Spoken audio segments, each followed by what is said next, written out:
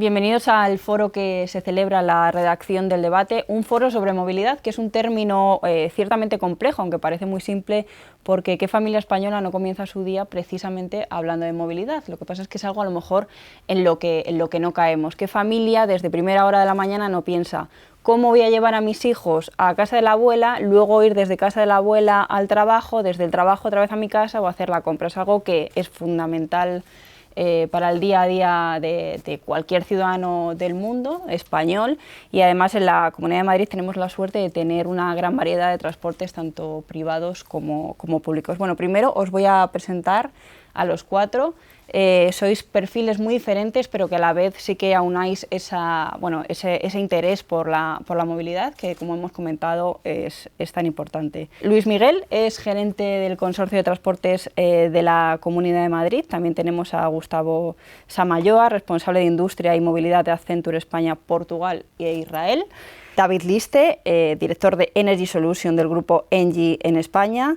Y Santiago de Molina, director de la Escuela Politécnica Superior de la Universidad San Pablo CEU de Madrid.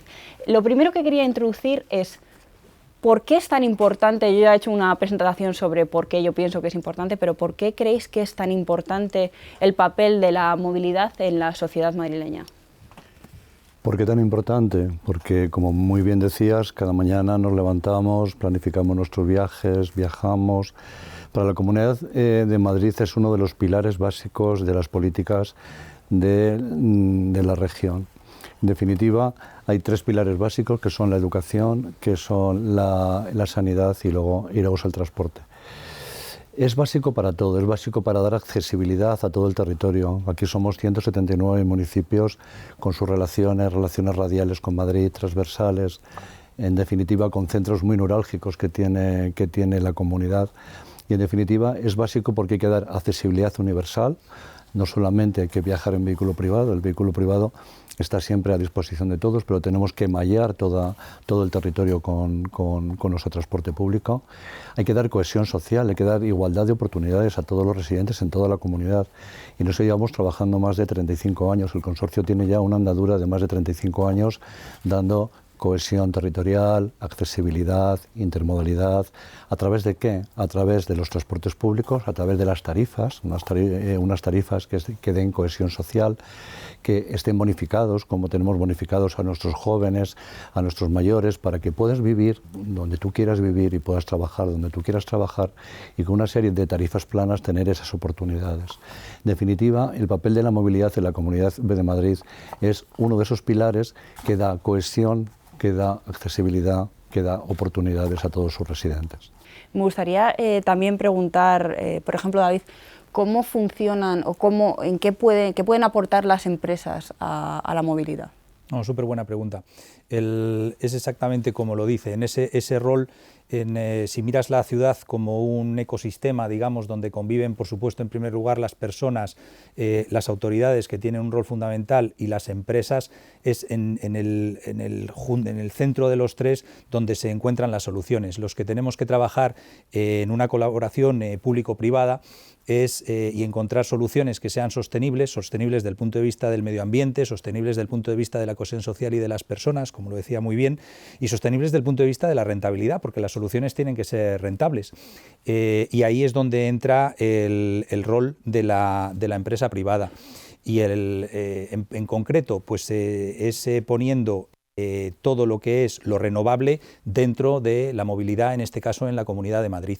¿Qué es lo renovable? Pues hay soluciones de hidrógeno, hay soluciones de biocarburantes y hay soluciones eléctricas. Hay más y más, pues vemos patinetes eléctricos, motos eléctricas, autos eléctricos, autobuses. Entonces, en cada uno de los diferentes modos de moverse, el hecho de que sea eléctrico hace una diferencia enorme. Movilidad en España, pues de 320 millones de toneladas de CO2 que emitimos en España en el año 2020, casi 90 millones vinieron de movilidad, que es mucho. Entonces, si todas esas toneladas de CO2 conseguimos reducirlas o eliminarlas a través de los biocarburantes o a través del hidrógeno, el impacto que va a tener para la sostenibilidad como planeta es gigante.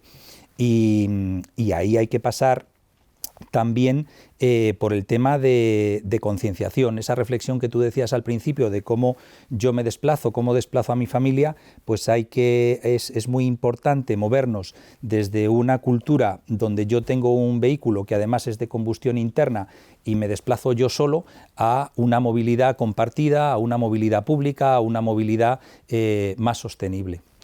Pero Gustavo, por ejemplo, ahora mismo el precio de la energía está encarecido. ¿Cómo podemos compensar esa sostenibilidad o si incluso esa sostenibilidad puede mejorar el precio? ¿Podemos de alguna manera hacer más posible una movilidad sostenible a pesar de la subida de los precios? Aquí nosotros estamos viéndolo mucho además a través de las conversaciones que tenemos con clientes de todas las industrias, ¿no? Porque nosotros vemos que la movilidad es algo muy transversal, ¿no? Y este es uno de los temas, yo creo que más importantes. El tema de sostenibilidad se está hablando mucho últimamente y nuestra tarea muchas veces es ayudar a declinar ese concepto de sostenibilidad en cada una de las necesidades que pueda tener cualquier empresa, ¿no? Si entendemos las empresas, como bien decía David, principalmente como habilitadores de que esta movilidad sea una realidad, en concreto las conversaciones que tenemos son alrededor de las emisiones, por ejemplo, de alcance 1, 2 y 3, que esto estamos viendo como todas las compañías, casi de cualquier sector. Es verdad que mucho más centrado a lo mejor inicialmente en las compañías más industriales, ¿no? Que son aquellas que tienen mayor peso en la parte de las emisiones, pero hoy en día todo el mundo nos está preguntando cómo podemos ser capaces, desde la parte más de generación intrínseca o más interna y la parte de generación más externa, cómo a lo largo de todo ese proceso somos capaces de minimizar el impacto que tenemos en el medio ambiente, ¿no? La verdad es que en ese sentido nosotros estamos teniendo conversaciones, les decía, de la parte industrial, pero también con compañías, por ejemplo, del sector de las telecomunicaciones, compañías de infraestructuras, compañías del mundo de automoción, que igual naturalmente es donde todo el mundo situaba la movilidad hace unos cuantos años. Eso claramente ellos mismos son los primeros que han entendido que trasciende más allá, pero bueno, claramente lo vemos muy centrado en la parte del alcance, de qué impacto estoy teniendo yo desde el punto de vista de emisiones, cómo soy capaz de identificar en primer lugar, de poder medir las emisiones que yo tengo actualmente como compañía, qué impacto está teniendo, cómo soy capaz luego de minimizarlo en base a unas iniciativas muy concretas que ponen en marcha. Y luego además, Santiago, ¿qué papel qué papel tienen las ciudades, la conformación de las ciudades, cómo establecemos nuestra vida de a lo mejor vivir en núcleos muy centrados y luego toda la España vaciada, ¿no? Que ahora está muy de moda hablar de esto? ¿Qué importancia tiene esto en torno a la movilidad? Pues muchísima. En realidad, debajo del debate de la movilidad está el debate de modelo de ciudad que queremos. O sea, si ahora hacemos un repaso de la primera introducción que has hecho, es muy certera con el debate del ciudadano a diario, ¿no? O sea, cómo llego, cómo voy, o sea, qué modelo de ciudad queremos. O sea, queremos una ciudad, todos queremos una ciudad más verde, más ecológica, más cercana y tenerlo todo cerca, pero todo no se puede. Y ahí está el debate de la movilidad latiendo, ¿no? Ahora mismo está en el centro del debate urbano la ciudad de 15 minutos, el modelo de la ciudad de 15 minutos, que es tener el máximo de cosas posibles a una distancia razonable. Por supuesto, esto tiene que ver con el modelo de cómo llegamos a los sitios, ¿no? Está involucrado con la salud, sin duda, porque la contaminación y el consumo energético está directamente relacionado con temas de calidad sanitaria, está directamente relacionado con el consumo de energía y está directamente relacionado también con los servicios a los que un ciudadano puede acceder a cierta distancia, ¿no? Está muy... O sea, por eso cuando Gustavo mencionaba la transversalidad del tema de la movilidad, es que es seguramente de las cosas más transversales que hay. O sea, está directamente relacionado con cómo queremos vivir, ¿no? Ed Glaeser tiene una cita muy bonita, es un académico, pero no me resisto a decirlo, porque dice precisamente que la ciudad es el sitio que elimina los costes de transporte, por definición, de bienes, de personas y de ideas. O sea, esta reducción del coste de acceder a las cosas está en el centro de la ciudad, por eso es tan transversal el tema que tocamos hoy, ¿no? Y además me gustaría hacer otra pregunta acerca de también cómo en las universidades este término ha ido evolucionando. Es decir, hace 10 años los alumnos no estudiaban nada que tuviese que ver con esto porque a lo mejor no tenía un papel tan importante, sobre todo hablando de movilidad y sostenibilidad como términos que ya parecen que van relacionados. ¿Esto en las universidades también se ha notado? Claro, se tiene que notar, porque es que lo viven los propios estudiantes. Ahora mismo hay ciudades que están poniendo sobre la mesa incluso cómo llegan esos estudiantes a la universidad para reducir al máximo el uso del transporte privado. O sea, está en las políticas, pero también está en la propia concienciación de la generación que tenemos ahora mismo en las aulas. Están muy concienciados de que tienen que apagar la luz y que a la vez, bueno, algunos están concienciados que tienen que apagar la luz, pero desde luego están concienciados con que los planes de estudios en las universidades tienen que ofrecer formación específica sobre no solo sostenibilidad, sino los modelos de ciudad a que conducen cada una de las opciones, ¿no? La Comunidad de Madrid, concretamente, hace poco además tuvimos la suerte de tener aquí al consejero de Transportes, a David Pérez, que nos contaba que la Comunidad de Madrid tiene muchos planes en cuanto a movilidad, entre otras los intercambiadores, que son básicos. No sé si nos puede adelantar o contar un poco cuáles son esos planes. Claro que sí. La Comunidad de Madrid tiene un plan estratégico para los próximos 10 años, ¿no?, en el cual se reflejan todas las acciones y todas las infraestructuras de transporte que queremos poner sobre la mesa para seguir afrontando este reto de la movilidad y este reto de la movilidad sostenible. Son años de trabajo, o sea, llevamos muchos años. El Consorcio Regional, que es la única autoridad de transporte que existe en España, totalmente integrada, con todos los municipios de la comunidad integrados, es un modelo único y referente internacional para muchos países, ¿no? Entonces, toda la planificación del transporte y la gestión de los mismos se hace desde la autoridad, ¿no? Todos los modos de transporte son meras herramientas de esta autoridad para que podamos estar preocupados por cada individuo y por cada relación que establece ese individuo contra los sistemas de transportes. Primero déjame que haga una reflexión, porque es importante saber y tener información en tiempo real de todo. Ese ha sido el gran éxito del consorcio, tener información en tiempo real de todo lo que sucede en los sistemas, tanto en el transporte público como en el vehículo privado. Ahora mismo tenemos una matriz de movilidad diaria de lo que sucede en nuestra ciudad y, apoyados en esa matriz de movilidad diaria, podemos actuar. ¿Y por qué tenemos esa matriz? Porque tenemos la huella que deja todas las tarjetas de transporte público sobre todas las validadoras de los sistemas de transportes y lo complementamos con técnicas de Big Data, con la cuota de telefonía suficiente para completar la parte que no es transporte público, sino que es vehículo privado, que también se mueve por nuestra ciudad. Por lo tanto, la Comunidad de Madrid sabe en qué momento hay más tráfico, en qué momento hay más tráfico también en el propio transporte público, en qué momento hay que reforzar ese transporte público. Tenemos información en tiempo real de todo. Sabemos a día, pues pasado un día, conocemos lo que ha sucedido. Sabemos cuántos vehículos privados han ido desde la relación A de Pozuelo de Alarcón hasta la relación B de Getafe y por qué motivo de viajes por el que han ido, ya sea estudios, ya sea trabajo, modo recurrente, no recurrente. Tenemos la información necesaria. ¿Para qué nos sirve? Nos sirve para varias cosas. Lo primero, para ofrecer un transporte de calidad y poder informar en tiempo real a nuestros usuarios a través de distintas técnicas de cómo está el sistema en ese momento y cuál es su tiempo de viaje para hacer una relación de origen a destino. ¿Para qué nos vale también? Para planificar y para hacer nuestros planes estratégicos.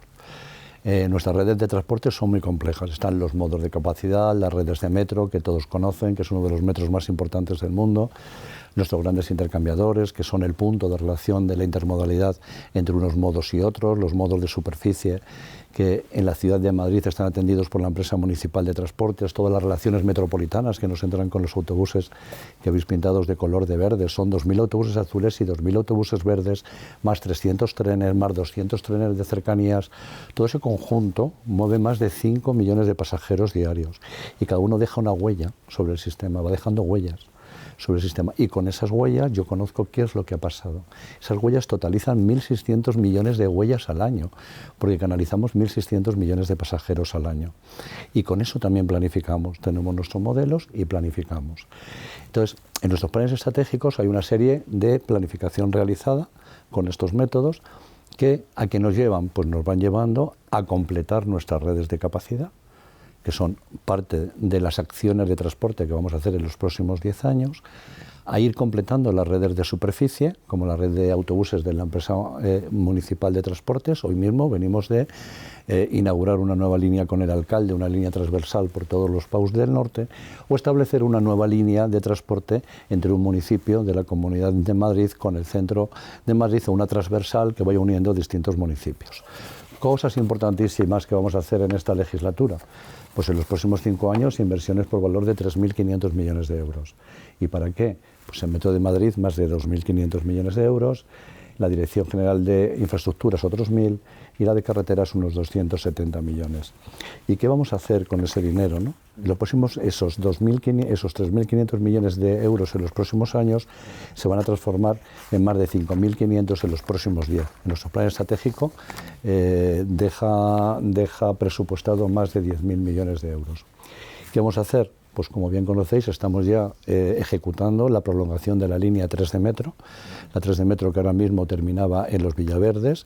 Hacemos una prolongación para que haya doble conexión del anillo de Metro Sur, que tenía una única conexión con la línea 10 de metro por Alcorcón. Hacemos una segunda conexión de la línea 3 de metro en el Casar, en el municipio de Getafe. Luego hay una gran línea diagonal. Madrid estaba lleno de líneas radiales de metro, con una línea circular que cosía todas las radiales, y en esa línea circular están todos los intercambiadores. Pues bien, vamos a hacer una nueva línea diagonal que va cruzando desde el este hasta el oeste y desde el sur hacia el norte. Esa línea diagonal se va a hacer en distintas fases, ¿no? También en los próximos 10 años. El primer tramo, que se está ya en proyecto y se va a ejecutar, es el tramo es la prolongación del tramo que viene desde la Peseta en el Pau de Carabanchel hasta Plaza Lística, y vamos a continuar desde Plaza Lística con una estación antes del río y después del río, atendiendo Santa María de la Cabeza, una reivindicación histórica. Es el único eje que no tenía metro, entonces vamos a atender el eje de Santa María de la Cabeza. Conectamos luego con la estación de Atocha, en una gran obra. Va a haber otro gran intercambiador apoyado en la estación de Atocha, y continuamos luego hasta Conde de Casal, que tendremos la ejecución del intercambiador sobre la línea 6 que nos faltaba, que era el del acceso de la Nacional 3. Ese es el primer tramo de la prolongación de la diagonal. Esa diagonal luego se va a completar, continuará exterior a la M30, y luego irá hacia Mar de Cristal, y de Mar de Cristal hacia Valdebebas por el noreste, y por el suroeste también conectará la actual estación de la Peseta con la Fortuna. Aparte de eso, también va a haber una nueva conexión de la línea 5 con las terminales aeroportuarias, con la T1, T2, T3, T4, T4 no. Y también tendremos el nuevo tramo de Madrid Nudo Norte, apoyado en la operación San Martín, con un convenio que va a firmar nuestra presidenta en los próximos días. Intercambiadores, los que te he comentado: Conde de Casal, otro en Valdebebas, asociado también a línea 11, pero lo tenemos ya también en proyecto para ejecutar y poder terminar antes del segundo trimestre de 2023. El intercambiador de Chamartín, va otro nuevo intercambiador asociado a la nueva estación de Chamartín, y el intercambiador de Legazpi, que era el otro que faltaba de los accesos, porque tenemos todos los accesos a Madrid cubiertos, nos faltaba Nacional 3 y Nacional 4. Entonces, bajo el subsuelo de la Plaza Lística también haremos el intercambiador de Legazpi para, digamos, dar intermodalidad a todo ese corredor. O sea, que es un conjunto de medidas estas de gran capacidad que se suman a otras de accesibilidad universal y cohesión. Como decíamos también, hay mucha movilidad, como nos decía el profesor Santiago, hay mucha movilidad también de 15 minutos, esa movilidad que ahora mismo se produce con modos blandos, muchas andando, en bicicleta. Esa proximidad con el COVID hemos visto que ha venido para quedarse. La gente se toma las copas más cerca, la gente no utiliza como antes muchas cadenas modales complejas. Las cadenas modales son complejas, una etapa, 2, 3, hay más viajes de proximidad por cada vez. Y también el teletrabajo nos ha llevado a que haya un poquito menos de demanda en los sistemas. Pero todo esto junto, pues el consorcio de transportes en tiempo real lo va valorando, y no solamente vale para planificar estas grandes infraestructuras, sino para ir dando cohesión territorial, cohesión y accesibilidad, ir modelando también esas redes de superficie que ahora mismo muchas de ellas también son de viajes de más proximidad. poquitos es el conjunto de cosas que estamos haciendo. Muchas cosas, además ha habido una inversión millonaria. Me gustaría preguntar a Gustavo y a David sobre ese tema que ha salido sobre la mesa. Me parece muy interesante, de la cercanía de los 15 minutos. Es verdad que con la pandemia también nos ha cambiado mucho nuestra manera de pensar, nuestra manera de relacionarnos. A lo mejor nos hemos dado cuenta que el bar de debajo de nuestra casa es el mejor sitio para comer y no lo conocíamos, porque resulta que nos íbamos a una hora de nuestra casa para comer. ¿Cómo han visto estos cambios desde las empresas? ¿Cómo habéis cambiado vuestros planes o incluso habéis potenciado unas líneas de trabajo diferentes a las que había antes de la pandemia en cuanto a movilidad y sostenibilidad? Pues en nuestro caso, la verdad, y bueno, han pasado ya 2 años, ¿no?, desde que comenzó todo el tema de la pandemia, y la realidad es que aquí nosotros hemos querido poner siempre a las personas por delante y salvaguardar siempre todos los temas de seguridad, si queréis, de sanidad. Y eso casi ha traído como consecuencia, ¿no?, más allá de toda la parte que ha habido más de legislación, si queréis, que anteponer a las personas por delante hayamos dado cierta libertad a que todos nuestros empleados decidan dónde y cómo quieren trabajar. Entonces, dando esa flexibilidad, nosotros además coincide, más en concreto en Madrid, acabamos de mudarnos de oficina y hemos hecho unas oficinas nuevas, que además ya las hemos hecho pensando en estas nuevas formas de trabajar, teniendo en cuenta que va a haber nuevas formas de trabajo híbrido, donde va a haber una parte presencial, una parte que será desde casa y que además ambas van a confluir en la misma conversación, en la misma reunión. Todo eso lo hemos diseñado de alguna forma para poder dar respuesta. Y en cuanto al tema de asistencia a la oficina, pues hemos dado cierta libertad para que cada uno tome la decisión de cómo quiere hacerlo, ¿no?, de cuántos días quiere estar en casa, cuántos días quiere trabajar, todo de alguna forma orquestado, ¿no?, con todos los supervisores, con todos los equipos de trabajo y de proyectos. Y eso siempre también, además, mirando, si queréis, el otro lado de la moneda, ¿no?, que es la parte de nuestros clientes. Los clientes también demandan cosas distintas. Hay clientes que directamente hemos visto como han vuelto directamente a la oficina, han empezado a trabajar presencialmente, y otros que tienen modelos híbridos también de trabajo, donde tienen estipulado que 2 días trabajan desde casa, 3 días trabajan desde la oficina, ¿no? Entonces, hemos querido un poco hilarlo todo y, combinando lo que quieren nuestros empleados, combinando lo que quieren los clientes, establecer un nuevo modelo de trabajo que nos permite atender las necesidades, ¿no? Pero sí que hemos notado realmente que ha habido un cambio de mentalidad, ¿no?, como decías, ¿no? El tema del teletrabajo es algo que ha venido para quedarse, y la verdad es que los empleados están cambiando esa mentalidad, que trasciende más allá de la ciudad de los 15 minutos, aunque tiene muchísima relación, evidentemente. Yo creo que yo comparto lo que se ha dicho, y me estaba acordando de un artículo que salió en prensa estos días justamente sobre un proyecto en la Comunidad de Madrid, sobre el Madrid Nuevo Norte. Entonces, y yo creo que es un ejemplo fantástico de explicar parte de las ideas que han ido saliendo durante la entrevista.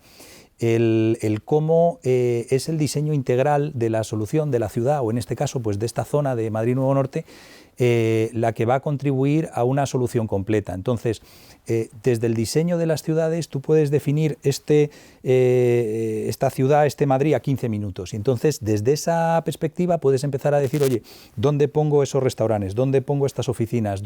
¿Cómo voy a hacer la movilidad para que la gente empiece a cambiar la mentalidad de moverse sola en su vehículo privado y empiece a utilizar toda esa gama de opciones fantásticas que hay en el caso de la comunidad? Y eso te tiene que ayudar el propio diseño de la ciudad. Hay ciudades donde tienes zonas donde hay un acceso limitado a vehículos, solo puedes entrar si son vehículos que no tienen emisión o de baja emisión, por ejemplo, o que se fortalece la movilidad del transporte público. Y eso ayuda al tema que salía antes también de la cohesión. Es muy importante el que no se quede nadie atrás, el que todo el mundo cuente, y el que se utilicen todos la misma calidad de transporte, y que sea una muy buena calidad. En el tema del momento, la ventaja cuando obviamente partes, como es este proyecto, de una hoja en blanco, donde tú tienes una zona que está construida pero que vas a recuperar de forma completa, es que ahí puedes ya contar con todo esto. Oye, pues qué carriles voy a dejar diseñados para los patinetes, para las bicicletas, o dónde voy a poner el que sea cómodo los autobuses o las redes de tren o de metro, dónde voy a hacer las conexiones para que la gente lo puede utilizar. Y además eso, al final la mejor emisión es la no emisión, la mejor movilidad, si tú quieres, es el no movilizarte, el teletrabajo, el quedarte en casa, que forme parte de la solución, pero de la solución integral, porque es verdad que distintos colectivos profesionales pues tienen distintas necesidades. Hay gente que sí que tiene que desplazarse y que tiene que estar en determinados sitios. Hay otras personas que pueden hacerlo más desde la distancia, y probablemente la solución no es blanca o negra, como casi nunca. La solución es un mix de cosas que, puestas todas juntas, pues te acercan a lo que quieres conseguir. Y en ese sentido, yo creo que es un reto fantástico para conseguir esa ciudad a 15 minutos. Pero también, si lo miras más desde la perspectiva de eficiencia energética y de sostenibilidad, también es una oportunidad estupenda, y se está considerando pues el poner redes de frío y de calor, por ejemplo, donde tú tienes una unidad central que produce el frío, que produce el calor, y luego tienes un sistema de tuberías, de redes, que dan ese frío y ese calor pues a todos los edificios que están allí conectados, que sean edificios como este de oficinas o que sean edificios particulares, y de esa forma también contribuyes a tener una mejor eficiencia y unas menores emisiones. Santiago, ahora mismo, aparte de los transportes que nos ofrece la Comunidad de Madrid, del metro, los autobuses, como comentábamos antes, esa inversión millonaria y esa importancia que ha puesto la Comunidad de Madrid en la movilidad, por la importancia que tiene también para las familias, existen otros métodos de transporte, como por ejemplo los patinetes, los coches eléctricos, las bicis eléctricas, que hay algunas que son del ayuntamiento, pero otras son de empresas privadas. Y esto es un poco, bueno, existen algunas quejas de aquellos que dicen pues que invaden las aceras, o que hay demasiado, o que hay mucha competencia incluso entre empresas. ¿Cómo lo ves tú? Esto es un temazo, y es un temazo entre otras cosas porque es que lo vamos a ver incrementado las próximas décadas. O sea, el tema de cuánto se sustituye el vehículo privado por un vehículo compartido, que en realidad está latiendo debajo de todo esto el tema de la ocupación del espacio público, ¿no? O sea, de quién es la calle. Yo creo que eso es uno de los grandes temas que está sobre la mesa con el tema de la movilidad. O sea, ahora mismo hay una cosa. Uno de los datos más espeluznantes es que los coches están utilizados un 4% del 100% del tiempo útil del coche. O sea, el 96% del tiempo el coche está parado, ocupa espacio. O sea, qué curioso ese dato. O sea, es curioso, pero sobre todo es espeluznante, porque es que están los coches y la movilidad ocupando espacio público que puede estar destinado a otras cosas. Cuando hacemos muy visible lo molestos que son los patinetes mal aparcados, es evidente que están aludiendo a la misma preocupación, pero como son los últimos en llegar al ecosistema, en realidad se hace más visible. Bueno, y también tiene algo que ver con el civismo, ¿no? Pero efectivamente yo creo que esto es uno de los grandes temas que están subyacentes al tema de la movilidad, y es cómo ocupar el espacio de la calle, el espacio público, ¿no? Si lo vamos a ceder más a convertirlo en zonas verdes y que haya menor posesión de vehículo privado o no, si ese espacio público debe ser ocupado para sitios específicos donde aparcar bicicletas eléctricas o patinetes. O sea, la regulación, estamos viviéndola día a día, o sea, no está en absoluto definido. Lo que sí que parece cada vez más claro es que estamos condenados a convivir todos los medios de transporte en superficie, me refiero, en el futuro y cada vez más. Y esto tiene que ver, por supuesto, con la velocidad. O sea, seguramente en las ciudades dentro de muy poco haya que circular a una menor velocidad, por seguridad, por contaminación y porque tendrán que convivir unos medios de transporte con otros de la manera más cívica y ordenada posible. Seguramente el peatón tenga que convivir muy pronto con un vehículo eléctrico, no eléctrico, patinete, bicicleta. Todo esto está en realidad en lo que va a pasar en el futuro en relación a la movilidad. Tú decías, claro, ¿qué hacemos con las bicicletas eléctricas y los patinetes? Pues recuperar un sentido cívico, o sea, que los usuarios tenemos que aprender a vivir integrando los patinetes y las bicicletas y los medios de transporte eléctricos, compartidos incluso, y saber que van a aparecer nuevos medios de transporte que seguramente sean lentos, pero que nos permite pues, evitar seguramente llevar un peso, la bolsa de la compra, en esa ciudad de los 15 minutos de un lado para otro, ¿no? Nos subiremos a lo mejor autobús eléctrico compartido con más gente para llevar simplemente 300 metros la bolsa de la compra. O sea, vamos a ver, yo creo, una gran revolución gracias a la empresa privada y la pública también, pero sobre todo un cambio de concienciación que afecta también, por supuesto, al modo en que nos relacionamos. Bueno, nos hemos acostumbrado muy rápidamente al mundo de teletrabajo, ¿no? A la fuerza ahorcan. Pues yo creo que muy pronto vamos a disfrutar, por ponerlo en términos positivos, de un cambio de mentalidad en relación a la movilidad también, ¿no? Hay una cosa muy curiosa que estoy sacando yo de conclusión de todos vuestros testimonios, que sois los que más conocéis esta realidad, y es que a pesar de esa ciudad de 15 minutos, ¿no?, donde queremos ir a todo cerca y tener todo cerca, sí que es verdad que muchas veces los ciudadanos optan, por ejemplo, pues por coger el metro o por coger una bicicleta eléctrica o por coger un patinete, a pesar de que con el coche irían más rápido. Esto significa también, es una pregunta que lanzo al aire que puede contestar quien quiera, significa también que hay mucha mayor concienciación y que el ciudadano hay veces que prefiere gastar un poco más de su tiempo, pero que su transporte, que su viaje, digamos, sea más sostenible. ¿Me podéis contestar? Yo te diría que sí, eso lo vemos, si me permitís, desde la empresa y desde los usos de las distintas opciones que hay.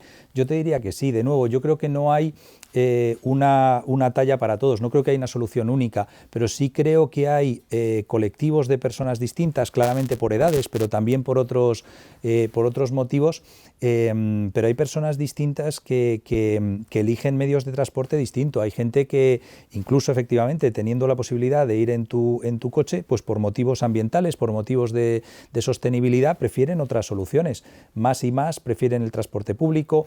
Es importantísimo la labor que se ha hecho durante años y es importantísimo obviamente la calidad. Si tú tienes que esperar 40 minutos a un autobús que no sabes cuándo llega, que además cuando llega está lleno, pues es más difícil. Pero cuando tienes la calidad que tiene Madrid de Transporte Público, donde tienes en la parada, te dice, oye, vas a esperar 3 minutos 15 segundos y llega el siguiente metro o llega el siguiente tal, es de calidad, te lleva con seguridad, con calidad, pues más y más personas están concienciadas. Es verdad que hay otras personas, pues en otros tramos de edad o en otros tramos o con otra mentalidad, que siguen prefiriendo, pues como quieras decirlo, la comodidad o la exclusividad o lo que tú veas, de decir, bueno, yo tengo la ventaja de que tengo ahí el vehículo, cuando yo quiero lo tomo y me muevo y voy a donde quiero y lo dejo tal. Y entonces yo creo que hay un poco de todo, pero yo comparto absolutamente, o sea, más y más vemos gente que se mueve en lo compartido, en lo público, en lo compartido, y más vemos empresas que ponen soluciones trabajando siempre dentro del marco regulatorio, dentro de las autoridades, con un desarrollo compartido de una movilidad sostenible. De hecho, mira, por complementar, si queréis, con un estudio que hemos lanzado recientemente nosotros, ¿no? Es un estudio que está muy centrado en el mundo, si queréis, más de la automoción y del comprador de coche, pero ilustra muy bien la pregunta que nos hacíamos, ¿no? Lo que hemos hecho es analizar, además es una encuesta a nivel mundial, donde básicamente lo que preguntábamos es primero que la gente se etiquetase a sí misma si se consideran sostenibles o no sostenibles, y a partir de aquí lanzamos varias preguntas, ¿no? El objetivo ha sido dirigido a romper muchos mitos, de cosas que todos tenemos una falsa creencia de que son así, y nosotros queríamos contrastar con datos que realmente la gente piensa algo distinto, ¿no? Y parte de las conclusiones del estudio lo que viene a decir es justo esto, ¿no? Te dicen que 2/3 de la gente te responde que ellos estarían, que estarían dispuestos incluso en la próxima compra de su coche eléctrico, a decantarse por un coche no necesariamente eléctrico, sino de energías alternativas a las que hay actualmente, ¿vale? Así lo matizan, porque no queríamos tampoco focalizarlo única y exclusivamente en la parte de eléctrico. Y muchos de ellos, y esto es lo sorprendente, te dicen que realmente, de hecho en un 63% de los casos, te dicen que estarían dispuestos incluso a pagar más por ese coche si realmente es una solución que es sostenible. Entonces estamos empezando ya a ver en el comportamiento, pero también lo que declara la gente, que, vamos, claramente están dispuestos a hacer un esfuerzo superior, y lo hilo con lo que decías, ¿está la gente dispuesto a dedicar un poco más de tiempo a desplazarse de un punto A a un punto B a cambio de ser más sostenible? O sea, la realidad es que a día de hoy, y de hecho toda la parte del transporte público viene en gran medida a resolver esto, y parte del transporte privado que nace ahora con todas las soluciones de micromovilidad viene a cubrir aquellos espacios que a lo mejor faltaban para cubrir lo que es el puerta a puerta, ¿no? Que es, yo creo que la ambición que siempre se tiene en movilidad, ¿no? El que tú puedas salir de tu casa y puedas llegar al destino siempre con un transporte, con un encadenamiento, ¿no? de diferentes modos de transporte. Básicamente ahí estamos viendo que, no sé, por ejemplo, algún otro ejercicio que hacíamos nosotros, ¿no? En la zona de Ginebra, un espacio muy concreto, en la zona del lago Lehmann, hicimos un ejercicio hace unos años, y me gusta lo que contabas antes porque parte mucho de los datos. Hicimos un ejercicio en el que partíamos de la información que conocíamos. Por un lado, todo lo que tenemos desde el punto de vista de flujos, de datos sociodemográficos, etcétera, por una parte muy importante que es empezar a entender esa huella, el poder saber cómo la gente se está moviendo, y cruzamos esa información con lo que nosotros llamamos arquetipos o mindsets de clientes, que básicamente lo que decíamos, segmentamos en diferentes tipologías. Por ejemplo, el que busca el confort. El que busca el confort, probablemente la parte económica le importa menos. El que busca ser sostenible, pues le importa menos el confort y el precio, le importa ser sostenible. O el que realmente lo que quiere es minimizar los riesgos en su desplazamiento.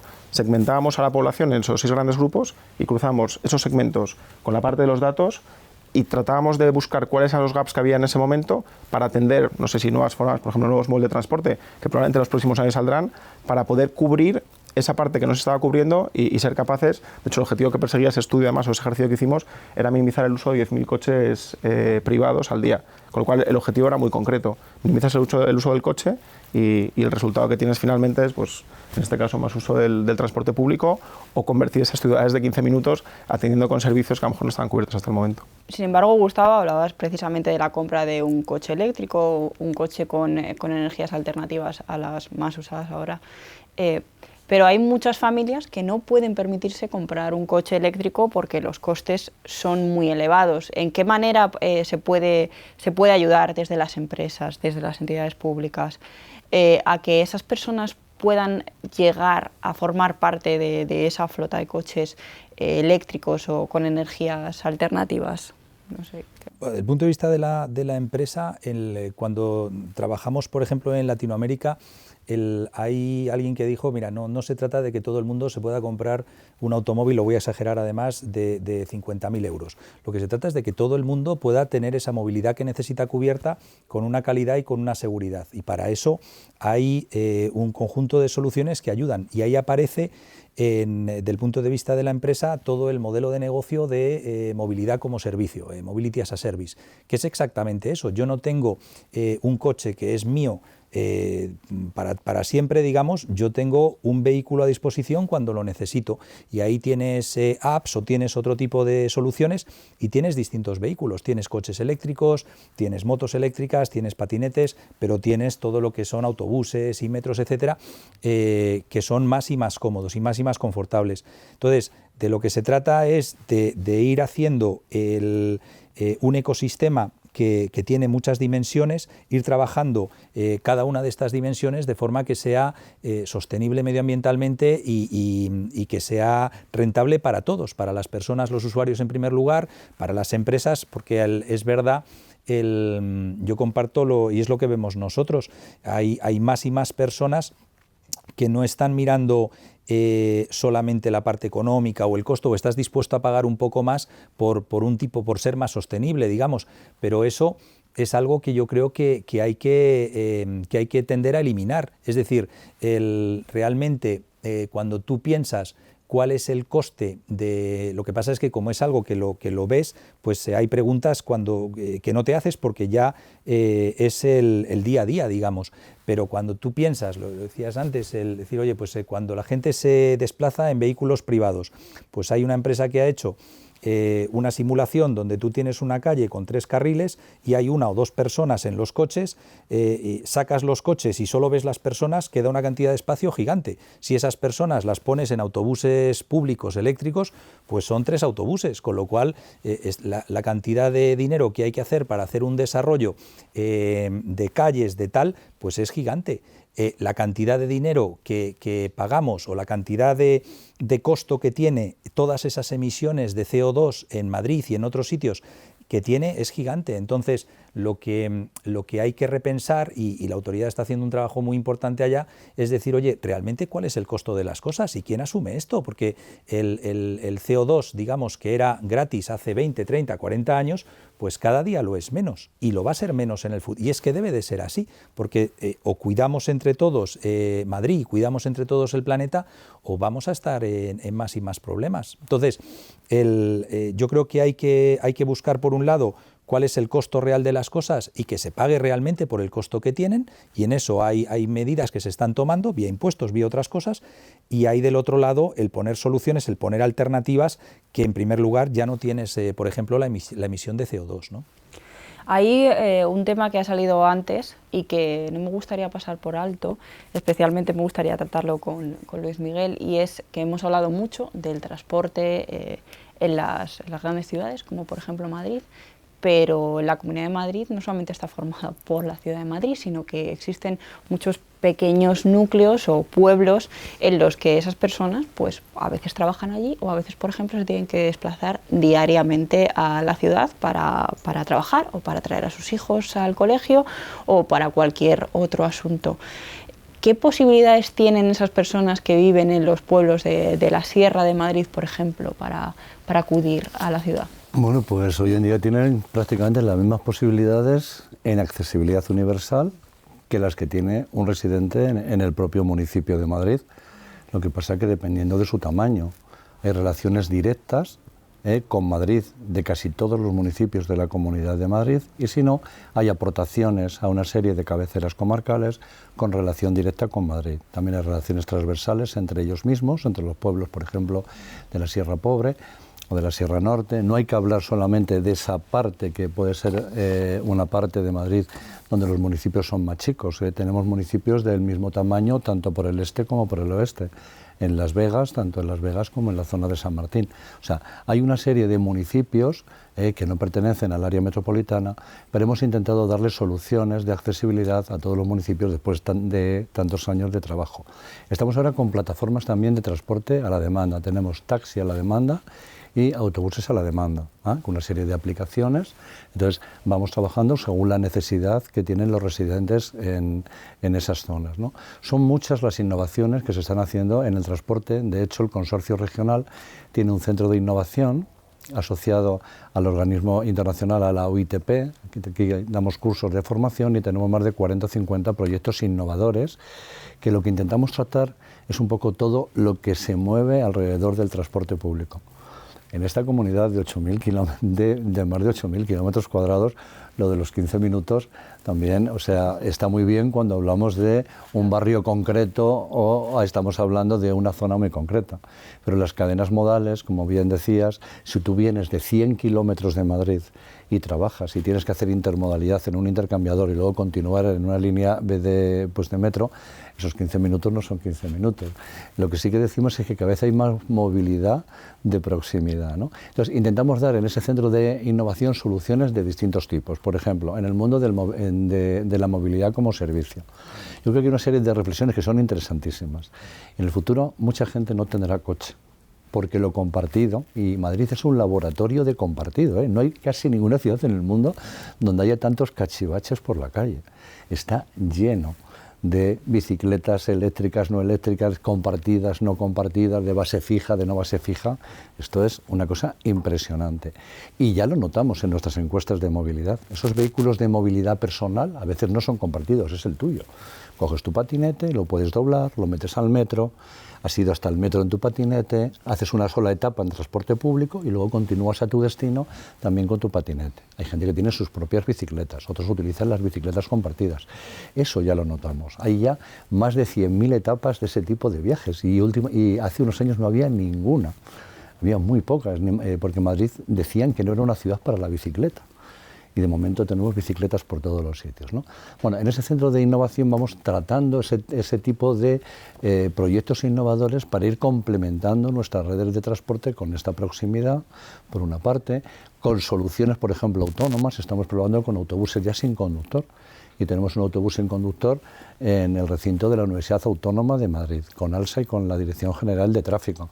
Hay que probar, porque ese es el futuro, los autobuses sin conductor, ¿no? En ese centro de innovación también estamos probando plataformas exclusivas. Los busvaos que veíamos a los accesos a Madrid los estamos tratando ya de forma tecnológica y empezamos a construir el primero ahora en la Nacional 2.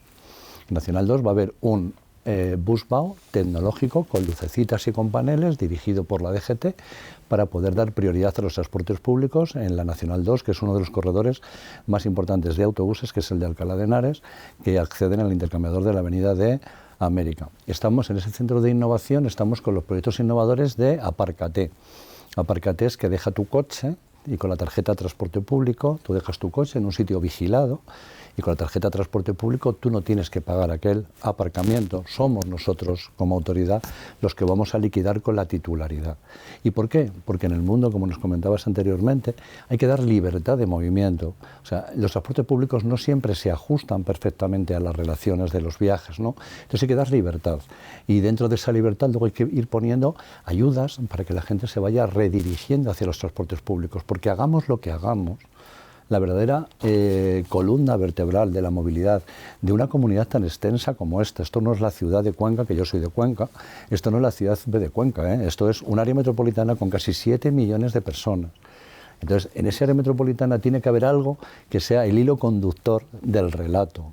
Y el hilo conductor de este relato es el transporte público. Y a partir de ahí ir sumando lo compartido. Ir sumando plataformas de todo tipo, plataformas que nos ayuden para cargar tus tarjetas, también para que, por ejemplo, introducir billetica inteligente, que no los clientes de las tarjetas sean los que puedan viajar, sino que el que haya dejado el coche con su tarjeta de crédito también pueda pagar. Hay que dar facilidades, dar calidad a los transportes con una serie de reflexiones. En el futuro no tendremos coches, será compartido, porque el espacio es una joya y cuesta mucho dinero. No tendremos coches, habrá mucha plataforma compartida, lo utilizarás cuando lo necesites y la espina vertebral de toda la movilidad tendrá que ser el transporte público, que es el máximo exponente de compartir las cosas. Ese es el máximo exponente.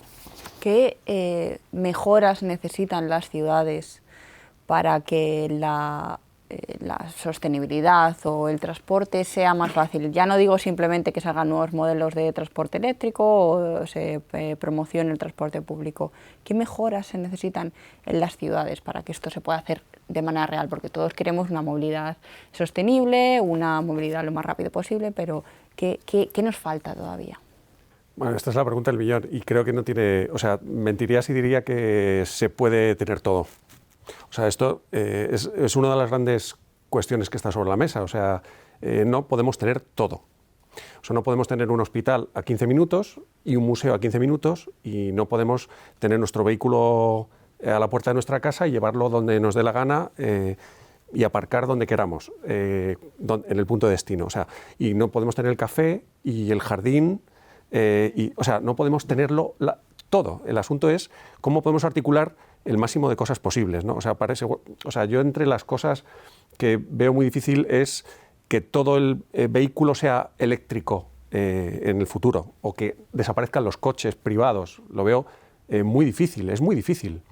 Pero lo que sí que veo es que, porque van todas las tendencias por ahí, es que el espacio público de la calle cada vez será más verde, cada vez todas las ciudades tienden a dar más sitio al peatón y al transporte de bicicleta y pequeño, especializar los transportes colectivos en el sentido que decía David antes, o sea, grandes corredores que vayan a más velocidad y que te coloquen a otro nivel de movilidad.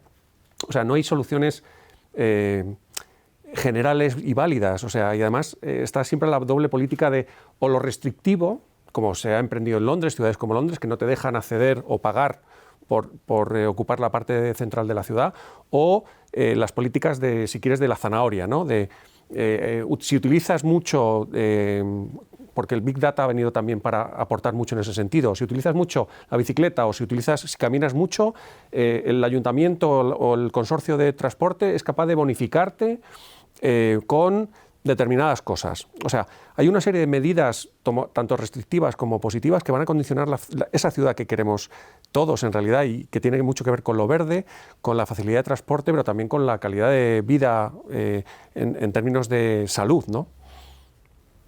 Pues para terminar este foro, que es en el que espero que hayáis estado todos muy a gusto, me gustaría pediros a cada uno una conclusión final. Os diría breve, pero si tenéis que extenderos un poquito más, no había problema. Si quieres, Gustavo, puedes empezar tú. Bueno, yo de todo lo que hemos hablado, y además le hemos dedicado mucho tiempo a la ciudad en 15 minutos, y también decíamos que igual no es siempre posible, ¿no? Pero sí que es verdad que para crear esa ciudad de 15 minutos, aunque sea entre comillas ficticia, toda la parte de la analítica de datos, el Big Data, especialmente la tecnología, son, creemos, las palancas fundamentales para poder hacerlo. Y eso combinado siempre con entender bien a las personas lo que están necesitando y que luego a las empresas y esa colaboración público-privada que queremos que es clave en la movilidad son como los 3 ejes, ¿no?, que deberían ayudarnos para hacer esa movilidad sostenible del futuro una realidad. David. Pues muy alineado. Yo diría la movilidad sostenible ha llegado para quedarse. Hemos visto una evolución impresionante en los últimos años que yo estoy seguro que va a continuar y efectivamente hay que seguir trabajando lo público-privado de forma conjunta, de forma sumando y siempre poniendo al centro a la población, a los ciudadanos, las ciudadanas, que son los usuarios y los que tienen que tener esa ciudad a 15 minutos con calidad. Luis Miguel. Yo insisto en la información en tiempo real y todas las técnicas de análisis de la misma, que como en todo problema, o sea, para solucionar un problema tienes que conocerlo al detalle. Entonces, conociendo al detalle ese problema, yo creo que nos llevará al éxito de seguir potenciando los transportes públicos y de seguir potenciando la movilidad sostenible. Y luego hacer también hincapié en esa reflexión de lo compartido. Lo compartido, igual que el teletrabajo o la proximidad, ha venido para quedarse. Y entonces, en esa ecuación que nos resolverá la movilidad de la Comunidad de Madrid, estos factores habrá que tenerlos en cuenta. ¿Y Santiago? Pues me sumo al optimismo que transmitimos todos los que estamos en la mesa.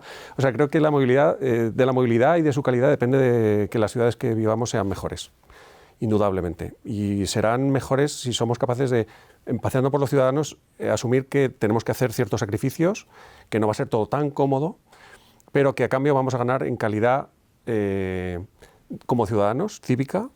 Vamos a tener menos desequilibrios si somos capaces de entender que la ciudad es una cosa compartida, efectivamente. Y, por último, entender que la ciudad también va a ser un sitio donde la ciudadanía se empiece a medir por la calidad de ciudadano, no sé si llamarlo la ciudadanía como tu carnet de ciudadano, casi será mejor o tendrá estándares más altos si somos capaces de entender que hacemos depender la salud de los demás y el movimiento de los demás, ¿no? Pues muchísimas gracias de verdad a todos por acudir a la redacción del debate, a compartir vuestra experiencia, que además es muy valiosa y creo que es unos temas sobre los que merece la pena reflexionar. Muchas gracias. Muchas gracias.